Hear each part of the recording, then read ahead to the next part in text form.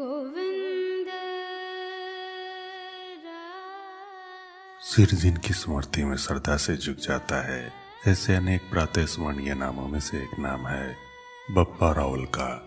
1400 वर्षों तक देश की रक्षा का कीर्तिमान स्थापित करने वाले महान मेवाड़ वंश के आदि पुरुष बप्पा रावल का नाम लेने मात्र से रक्त में जवार आ जाता है, जीवा पवित्र हो जाती है, हृदय अमरता और उल्लास से भर जाता है और बुझाएं भड़कने लगती है। देश पर अरबों मुगलों और अंग्रेजों द्वारा आक्रमण और शासन किए जाने की कहानी तो हम पढ़ते ही है, परंतु हमें यह नहीं बताया जाता कि इन आक्रांताओं के आक्रमण के कालखंडों में जो अंतर है वह भारतीय योद्धाओं के विजय का काल रहा है।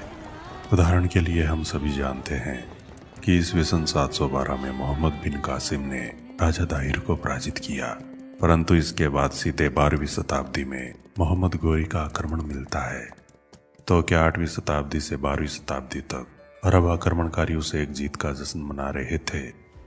वास्तव में इस पूरे कालखंड में अरब आक्रमणकारियों को भारतीय योद्धाओं ने बुरी तरह खदेड़ा था। उस कालखंड में अरबों को खदेड़ने और अपने राज्य की सीमाओं को ईरान, इराक व खुरासान तक फैलाने वाले महान शासक थे बप्पा रावल। बप्पा रावल का जन्म विक्रमी संवत 769 ईस्वी सन 712 या 13 के बीच में माना जाता है। बप्पा रावल का वास्तविक नाम महेंद्र था। बप्पा या बापा उनका विरुद्ध था और रावल उनका पद था। इस कारण इतिहास में वे बप्पा रावल के नाम से प्रसिद्ध हुए। बप्पा का बचपन नागदा में व्यतीत हुआ।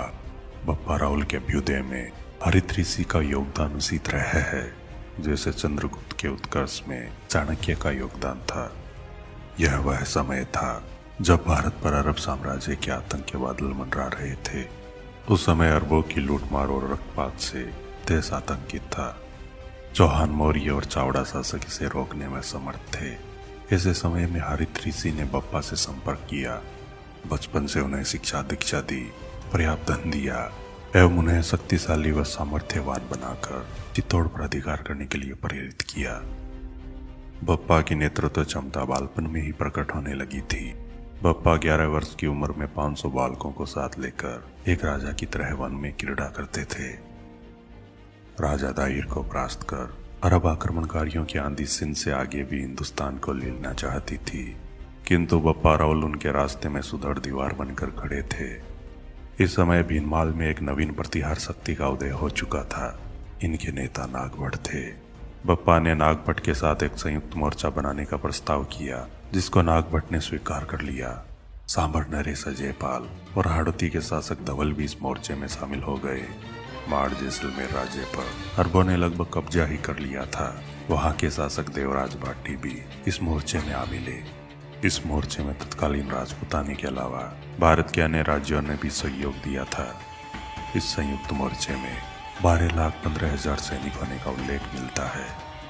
बप्पा रावल, नागभट्ट, अजयपाल, देवराज व धवल की संयुक्त सेना की भिड़ंत अरब सेना के साथ मारवाड़ में हुई।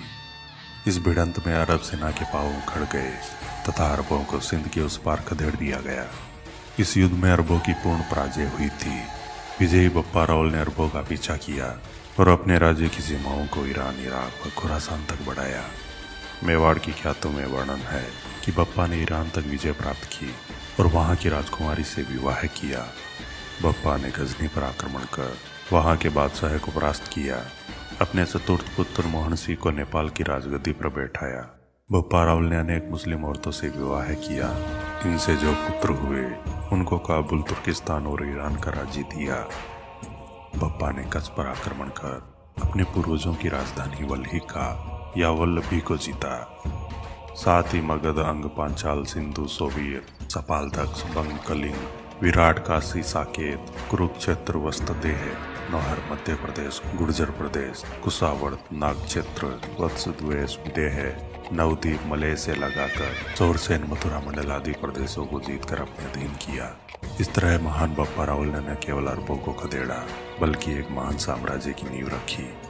बप्पा रावल एक धर्मपरायण शासक थे।